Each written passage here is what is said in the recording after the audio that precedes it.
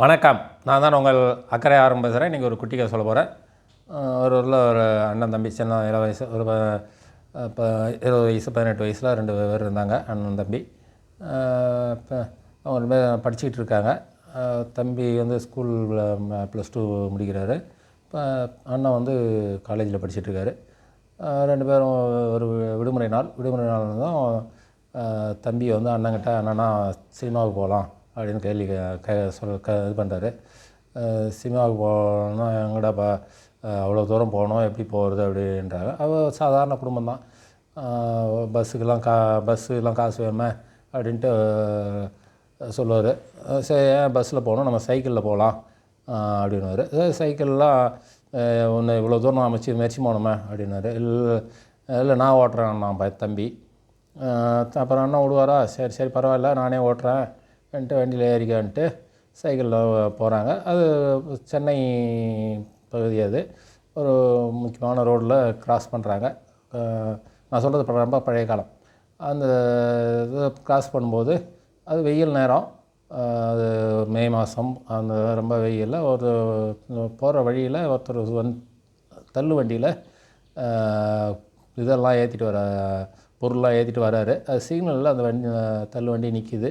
அந்த வந்தவருக்கு காலில் செருப்பு இல்லாதனால அப்படியே எப்படியும் ஒரு காலை மாற்றி ஒரு காலை மாற்றி நின்றுட்டு அவஸ்தைப்படுறாரு.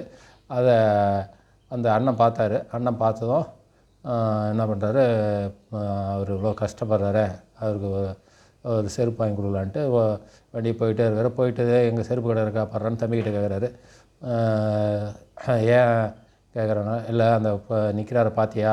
நான் பார்த்தேன், நிற்கிறா, அதுக்கு என்ன பண்ணுறது, நம்ம என்ன பண்ண முடியும், நமக்கே காசு இல்லை, சினிமாவுக்கு போகிற காசு செலவு பண்ண சொல்கிறியா அப்படின்ட்டு அந்த தம்பி சொல்லிகிட்டே இருப்பார். அவர் இது பண்ணி ரொம்ப கம்பல் பண்ணிக்கிட்டே இருப்பார் அண்ணன்.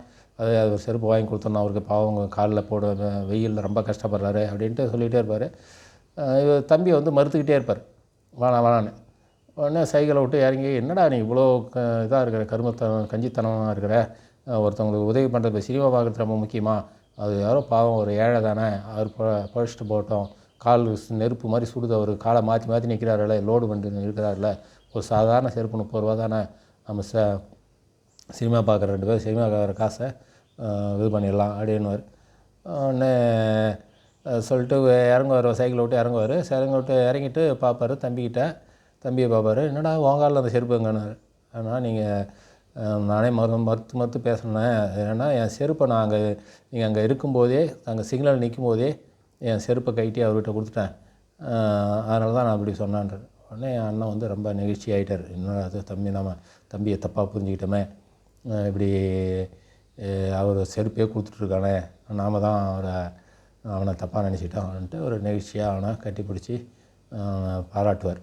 அதில் வாழ்க்கையில் வந்து ஏழைகளுக்கு நாம் எங்கெங்கெல்லாம் முடியுமோ ஏதாவது ஒரு உதவிகளை, நம்மளால் முடிஞ்ச உதவிகளை செய்யணும் ன்றது தான் அந்த கதையோட சுருக்கம். நன்றி, வணக்கம்.